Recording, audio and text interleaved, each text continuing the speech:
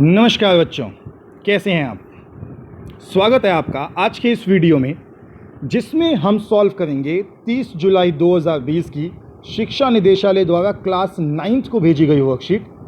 आज की जो वर्कशीट है वो है सामाजिक विज्ञान और इंग्लिश की। पिछली क्लास में हमने संविधान के बारे में कुछ पढ़ा था।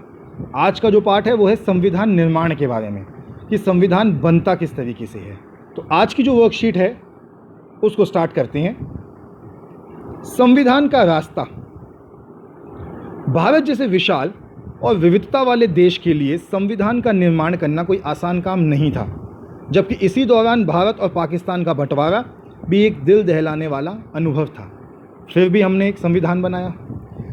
इन सारी मुश्किलों के बावजूद एक अच्छी बात यह थी कि आज़ादी की लड़ाई के दौरान ही भविष्य के भारत के संविधान निर्माण के बारे में चिंतन मनन होने लगा था।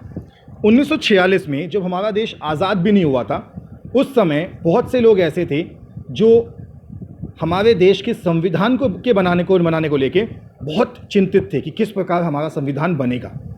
इस समय के दस्तावेज़ों में भी आज़ाद भारत के संविधान में सार्वभौमिक व्यस्त मताधिकार, स्वतंत्रता और समानता का अधिकार और अल्पसंख्यकों के अधिकारों की बात कही गई थी। यानी कि जब ये लोग बात कर रहे थे तो वोटिंग को लेके कि वोट करेंगे और तब अपने नेता चुनेंगे, स्वतंत्रता, समानता और इन सभी अधिकारों को लेके बहुत सी बातें करी गई। इससे संविधान सभा की बैठकों से पहले सभी नेताओं में कुछ बुनियादी मूल्यों पर सहमति बन चुकी थी। यानी कि इससे पहले कि नेता लोग आपस में बैठें और मीटिंग करें कि कैसे संविधान बनेगा, एक ऑलरेडी मीटिंग हो चुकी थी। सबके दिमाग में ऑलरेडी ये बात थी कि संविधान कैसे बनाना है, किस तरीके से हमारा संविधान काम करेगा। आगे बढ़ते हैं। फिर है संविधान सभा। चुने हुए जनप्रतिनिधियों की जो सभा संविधान नामक विशाल दस्तावेज को लिखने का काम करती है, उसे संविधान सभा कहते हैं। मतलब वो लोग जो हमारे संविधान को लिखेंगे। भारत का संविधान सभा में 299 सदस्य थे, छोटा मोटा नहीं था, 299 सदस्य।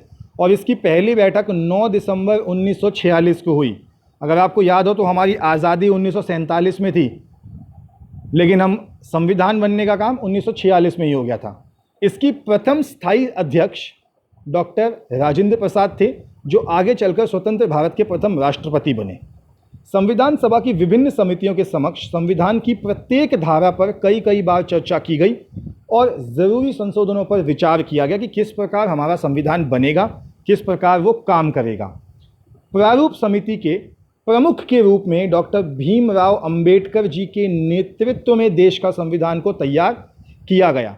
मैंने कुछ फोटोज संविधान की डाली थी परसों की वीडियो में, तो 30, 29, 28 तारीख की वीडियो को अगर आप देखेंगे तो उसमें जो हमारी कॉन्स्टिट्यूएंट असेंबली थी, जो संविधान सभा थी, उसकी मैंने पूरी फ़ोटो डाली है। आप एक बार जाके वो फ़ोटो ज़रूर देखिएगा उस वीडियो में कि किस तरीके से वो फ़ोटोज़, किस तरीके से वो लोग थे जिन्होंने हमारा संविधान बनाया था।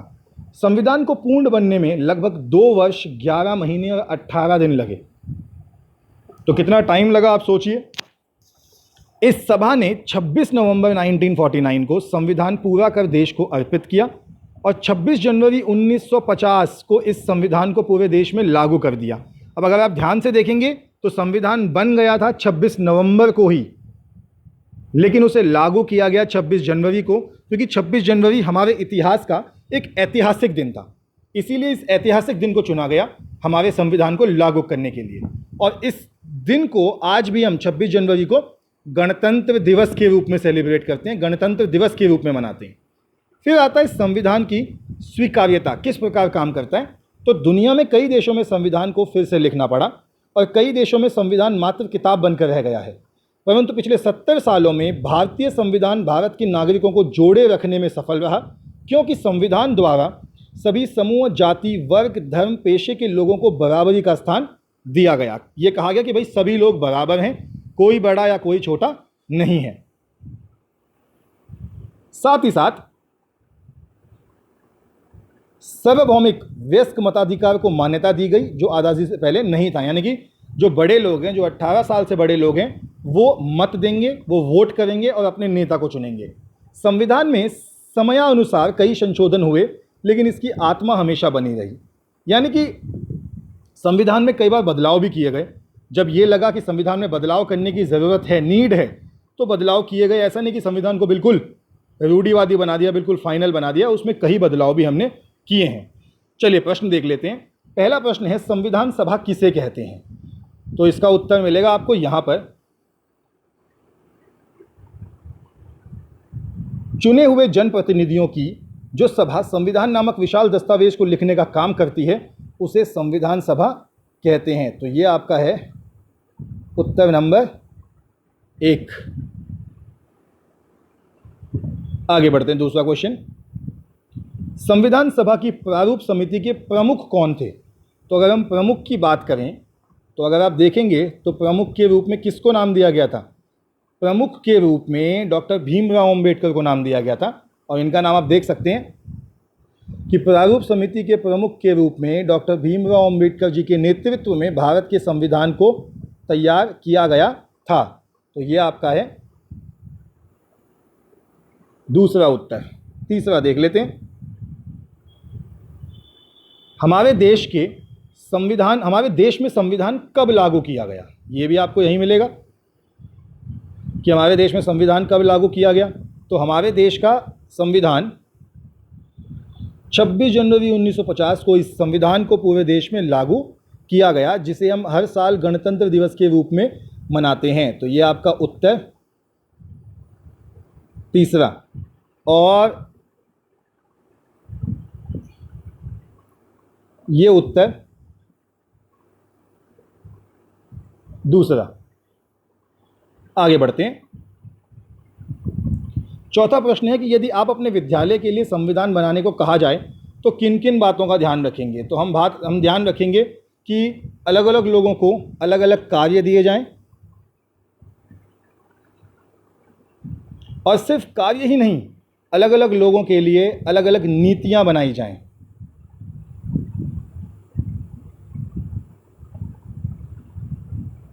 और सिर्फ इसी से काम नहीं चलेगा, हमें नियम, स्कूल के नियम, कानून,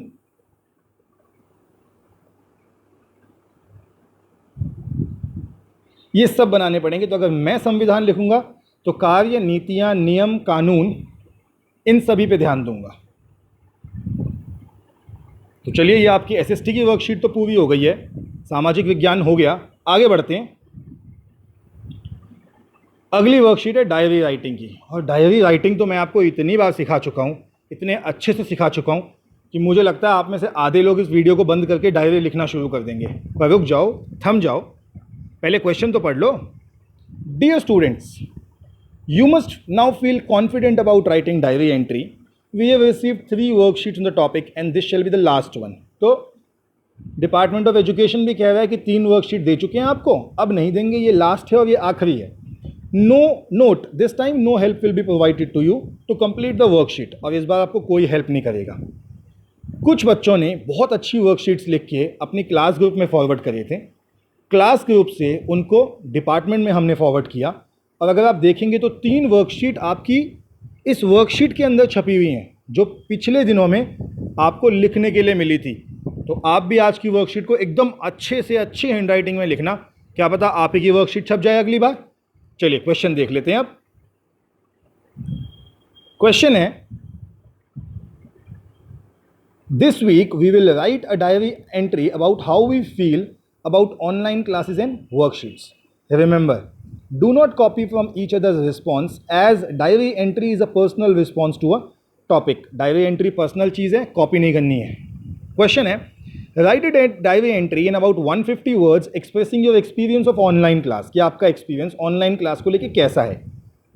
WhatsApp support by your teachers and WhatsApp support by your teachers, and online assignments which you get.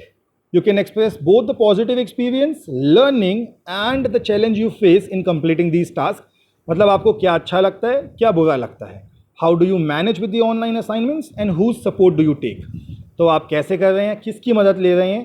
We are sharing the format with you but the content has to be yours. तो format आपके साथ share कर रहे हैं, content आपका अपना होना चाहिए। तो फॉर्मेट है ऊपर डेट, फिर डे और फिर डायरी। एक एग्जाम्पल मैंने लिखा है, बच्चों उस एग्जाम्पल को कॉपी मत करना, वो सिर्फ एग्जाम्पल है, आपको उसको देख के अपना एग्जाम्पल लिखना है। देखिए 30 जुलाई 2020 आज की डेट, थर्सडे आज का दिन। Dear diary, after spending a little over a month in online class I have learned a lot about how much time in a day I actually need to dedicate to my education. मतलब मैं अब समझ गई हूँ कि मुझे कितनी पढ़ाई करनी है। The first week I had a fight the urge to mentally check out and enter summer vacation mode. पहले एक हफ्ते तो लगा था कि भैया वेकेशन में ही चले जाएं, छुट्टियां ही मना लें, लेकिन फिर समझ में आया कि ऑनलाइन पढ़ाई है, पढ़ाई तो है तो करनी ही पड़ेगी। I found that remote learning was just as manageable than in person class. मतलब ऑनलाइन से भी काम चल सकता है। I never thought I'd miss walking to a 15 minute distance to school, but now having anything to walk is a luxury. मतलब कभी भी नहीं सोचा था कि 15 मिनट जो स्कूल जाने में लगते थे वो इतने याद आएंगे, बट अब तो अगर बाहर निकल के चलने को मिल जाए तो वही बहुत बड़ी बात है। And I find some aspects of being online just plain awkward. Our teachers are helping us a lot in this period. We are getting regular online study material as we cannot go to school and cannot meet our friends and teachers. I just wish everything gets back to normal as soon as possible. God help us all. तो ये एक example मैंने लिखा है। इस example से आप help ले सकते हैं, फॉर्मेट देख सकते हैं, पर बच्चों फाइनल आंसर आपको अपना लिखना है, आपको चीटिंग नहीं करनी है। मैं आपसे मिलूंगा कल फिर दोबारा, कल की वर्कशीट्स के साथ। तब तक के लिए स्टे हेल्दी, स्टे सेफ।